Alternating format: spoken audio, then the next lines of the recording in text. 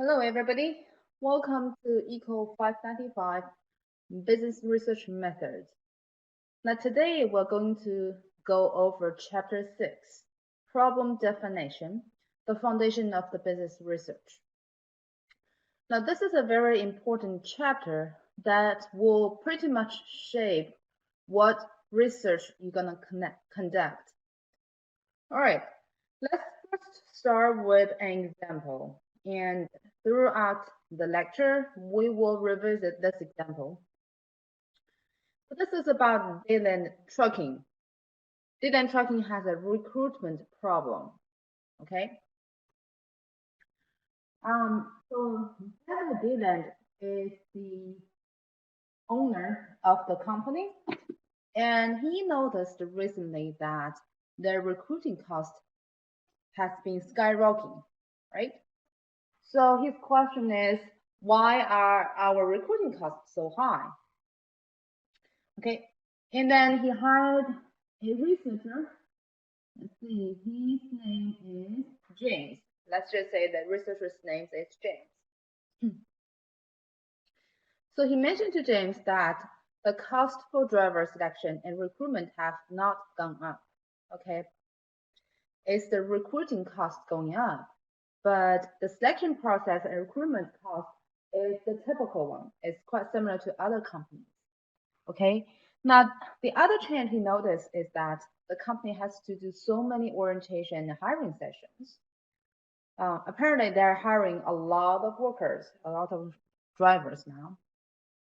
So the researcher is James is hired to conduct some research to have solved the problem.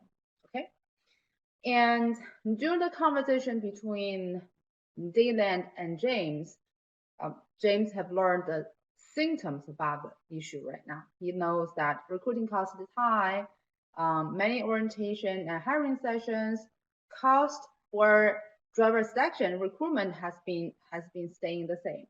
Okay. So before James starts working on the research, he needs to put together a proposal to lay out the research plan and discuss with the owner of the company, Dayland, before he really invests into the research. Okay, so after all, there needs to be some form of contract between Dayland, the client, and James, the researcher. They should have some kind of agreement upon what will be researched, what product or what results they would expect, how much this research would cost, and how long it would take for the research to conduct such research. Now, when James tries to come up with the research plan, he actually needs to do more planning, or shall we say more information gathering, before he sit down and write the proposal. So good decisions start with a good problem definition. One of the most important steps is to define the problem. Okay. Now, based on what is described so far, it seems like, at least to Dayland, the owner, the problem is the recruitment cost. Okay. Usually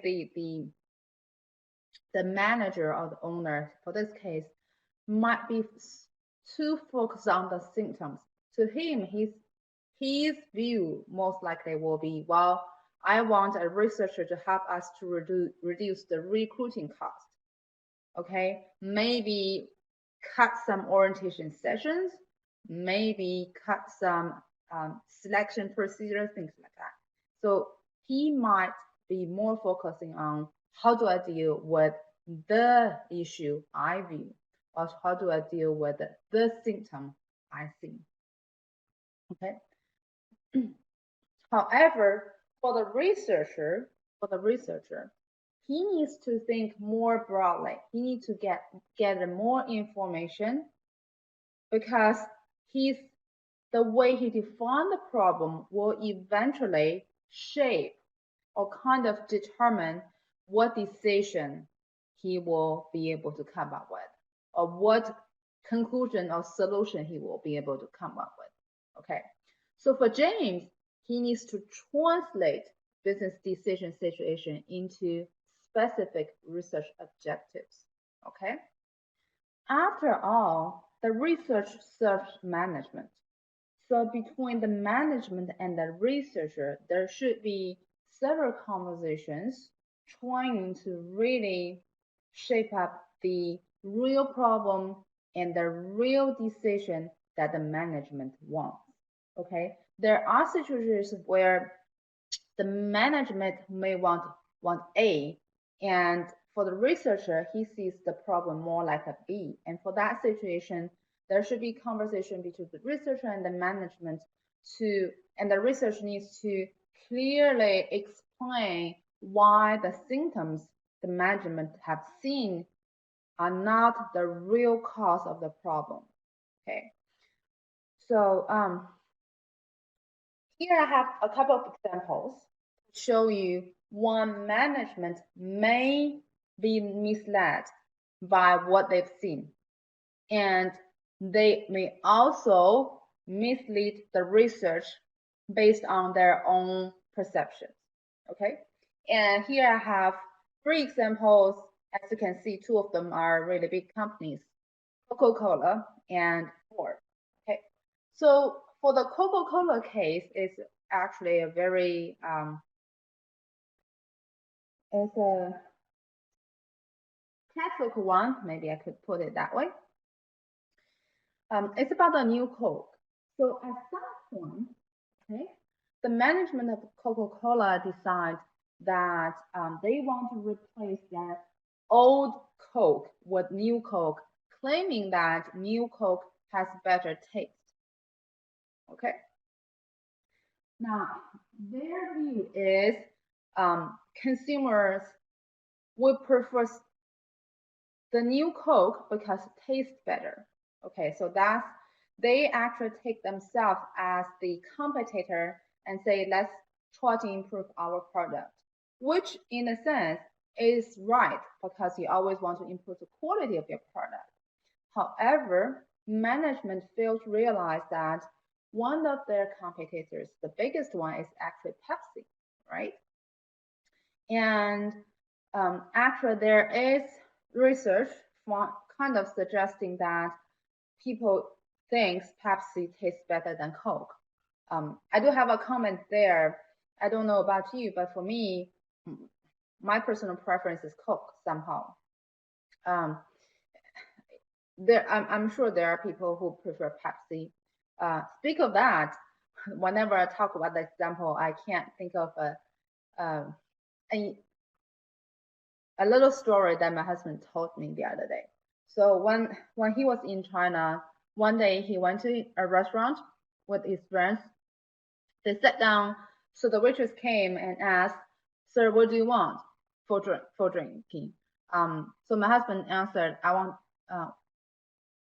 So my husband asked, "What do you have?" The waitress basically asked, "Coke or Pepsi?" So my husband said, "I want Coke." And then the waitress says, "We don't have Coke." So he was totally shocked. And then he replied, "Well, if you don't have Coke, why are you asking in the first place?"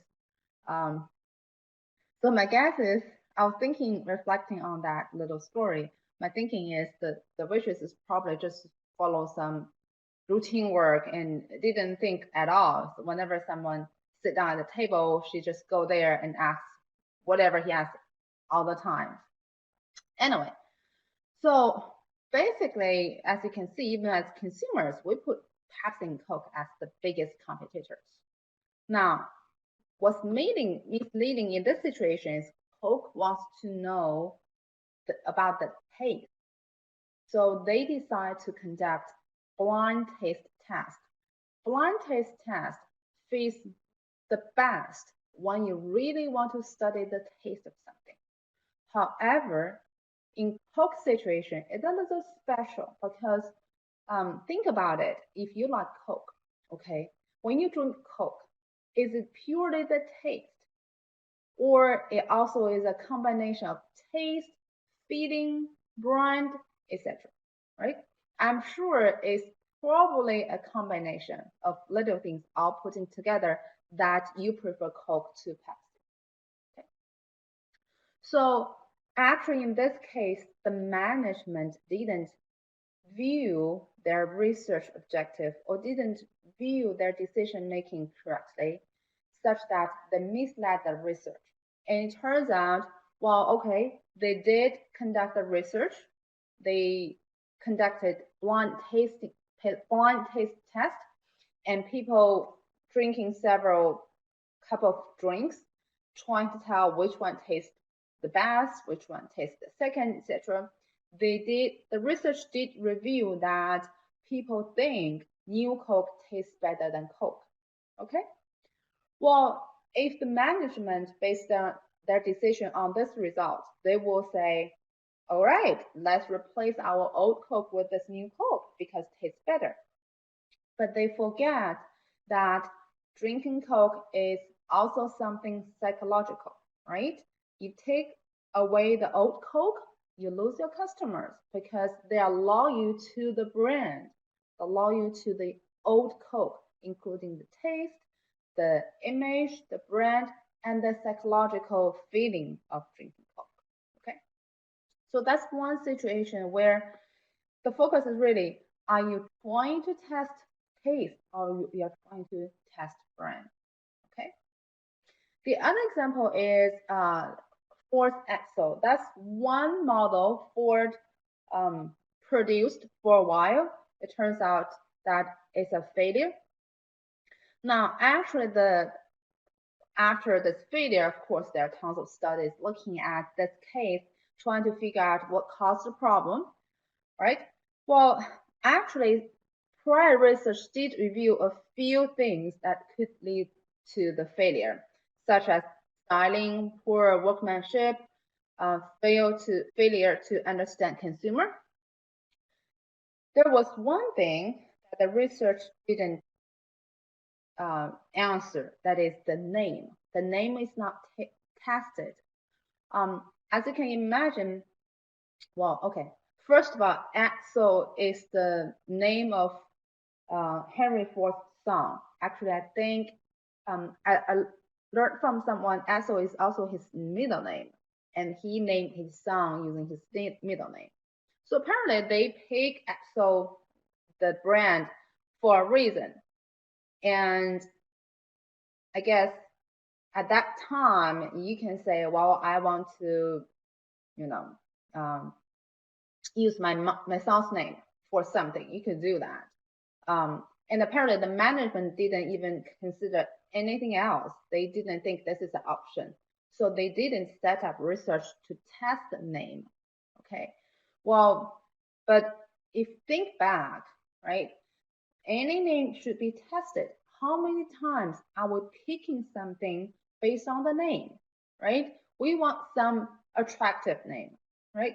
When we, for example, if we have newborns, we have to pick name. And I don't know about you, but picking name to me is always a headache. In particular, as a foreigner, I need to pick names to accompany many, many things. First of all, I want the name to be not very unique, such that people cannot even pronounce.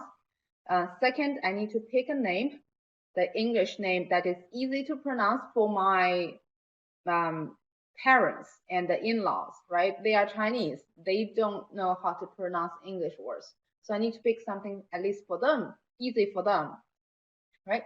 So name is something that will definitely affect people's perception on the product. Same as design, right? Package design, same thing.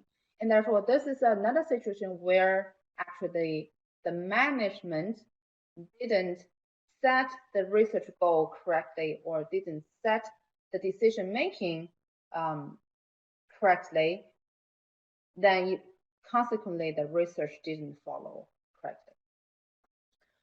The last thing is a smokeless cigarette, right? So for this case, the situation is when smokeless cigarettes came out, right? People think this would be a fantastic idea, but it failed actually. Well, I know you might say, oh, look, smokeless cigarettes, or sometimes we'll call e-cigarette, is still selling online and in stores. That is true, but actually it is not selling as well as it was expected. At the very beginning, when this e-cigarette came out, people think this is a fantastic idea. It would be successful because it will allow smokers to smoke virtually everywhere, right? So, of course, the management want to conduct research to find out what would be consumers' reaction. Well, when you talk about consumers' reaction, what they did, the research they kind of asked for is to find out how smokers and non-smokers react to e-cigarettes. Okay, of course, I'm a non-smoker. I don't smoke. My husband does. So as a non-consumer smoker, of course, think this is a fantastic idea because it will allow me to avoid the harm from the smoke, right? The harm from his smoking. Now for smokers, actually, if you think about it, it kind of depends. If the smoker is living with a non-smoker, right? If he's quite much confined, then definitely he will say, look, yes, I prefer e-cigarette to the actual cigarettes because I can smoke inside, right? However, what they fail to compare is one cigarettes and e-cigarettes are available for choose what do smokers prefer, right? So if you don't smoke, go ask someone you know well who smokes, right? And they will tell you smoking is not just about the nicotine in the smoke, in the cigarettes, right? It's more than that. It's the feeling, it's the view of the smoke going up in the air. It's the feeling of having something in your hand. I often see my husband having a cigarette in his hand, he just holding it. That's already sufficient for him. He just let the cigarette to burn, and he will take one smoke for a long time. And most of the time, the cigarette is just burned by itself, right? So this is another situation where the management may view the situation differently from what was actually needed, and this will mislead the research. If you tell the researcher you hire, look, I want to know how smokers and non-smokers react to e-cigarettes, right? Then you will get what you asked for. But the management didn't put the position correctly. They didn't view the situation as they need to find out for smokers, do they prefer cigarettes or e-cigarettes? Okay.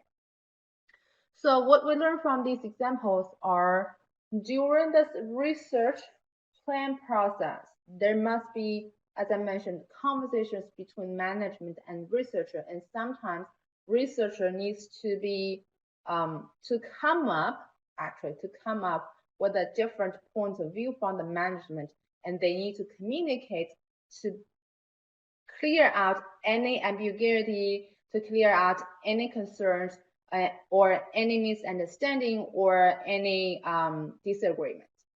So here are three directions that a research can go, and here are also three directions that one can define a research problem. I believe we've talked about this a little bit before, and where I said there are two basic directions. One is the business is facing issue, the other is the business is facing opportunity. Actually, if once we go through these three situations, I think, in my opinion, we can still kind of classify them into two big categories. But let's take a look. The first situation is business performance is worse than expected business performance, right? Now, typically, the management will have a goal or set a bar for sales, profit, etc. Okay, or margins. And whenever the actual performance is below the targets, that's when the business has a problem, and that's when business research is needed to find out the cause of such underperformance and also find out solutions for such underperformance, right? That's when the business is facing real problem, real issues. Now, the second one is actual business performance is less than possible business performance. So actually, this is the situation where the management or a company is seeking new opportunities, right? For example, there are a lot of American companies now going abroad. I think it's about 20 years ago, there was no McDonald's or KFC or Subway or any fast food restaurant in China, right? We even don't know what a burger would be, right? Nowadays, if you go to China as American, you don't need to worry about where you're gonna eat. Well, at least if you are okay with fast food. I know a lot of people prefer some healthy or a formal restaurant to dine in. But if you go to China, if you're okay with fast food restaurant, just no worry, you find it almost everywhere, right? So that is the situation where the actual business could be expanded because of the westernized people in Asia. You could seek new opportunities.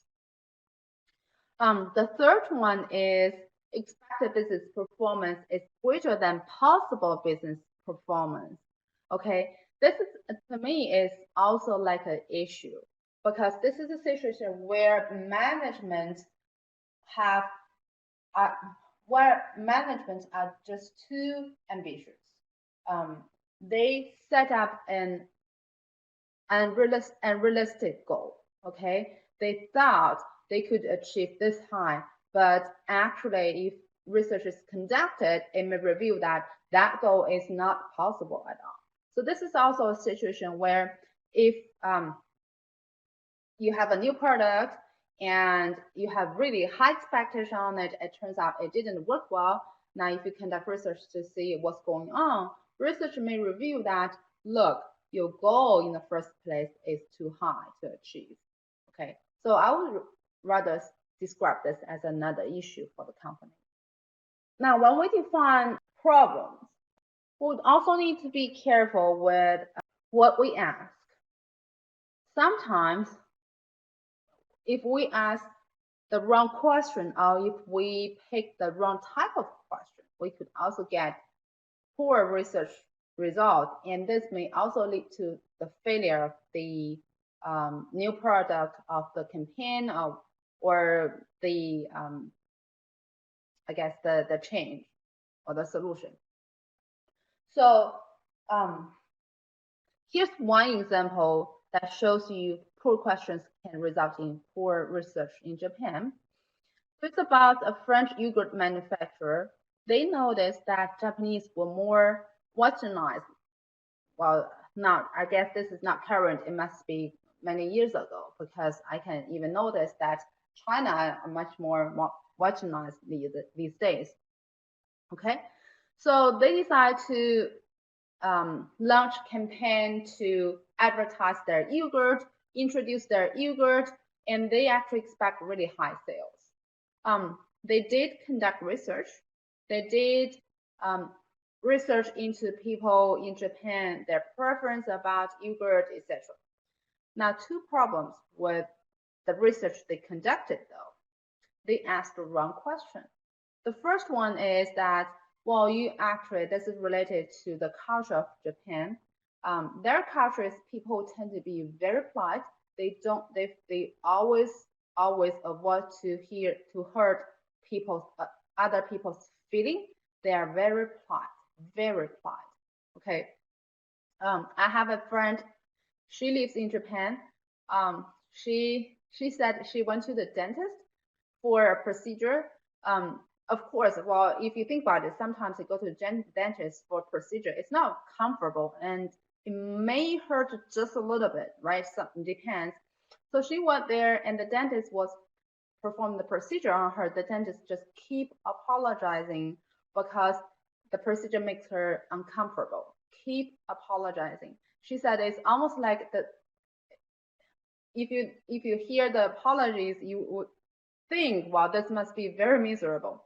But that's their nature. They're just very polite, very considerate. So back to the research. For this research from the French manufacturer, yogurt manufacturer, what they did is they simply used yes or no question to ask about consumers' preference about yogurt. Okay, now look, Japanese are very polite, so they were too polite to say no. If you ask them, would you buy this product? Do you prefer it? Do you think it's a popular one? Do you like it? Things like that. If you just ask that, their answer will be a yes, yes, yes. This is because they don't want to hurt other people's feelings. All right? This is good and bad because now with all these yes answers, right, it will not turn into real sales because they're just being polite. What they could do is they could actually design other type of questions, list options for them to choose, right? They could ask open-ended questions, ask the respondents to respond in words.